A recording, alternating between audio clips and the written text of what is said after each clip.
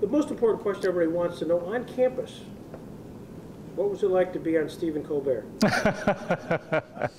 I am tired of conservatives being accused of being insensitive to black people. We get it. It's been a rough haul. Now, I'll have you know, over this break, I watched all of Roots performing on Jimmy Fallon. Really opened my eyes to the cruelty of Jimmy Fallon.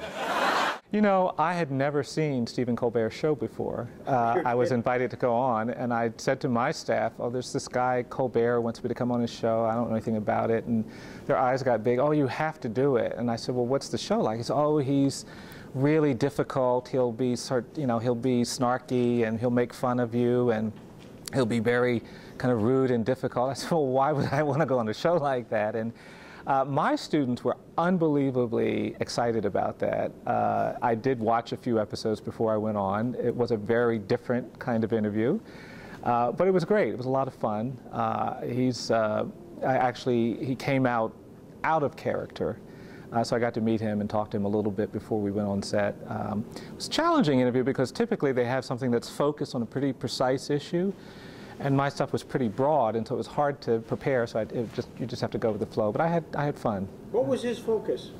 He talked about mass incarceration, he talked about race, he talked about the death penalty, he talked about juveniles, he talked about virtually the whole gambit of a range of civil rights issues. I think, you know, his questions were pretty much tied to jokes that he wanted to tell.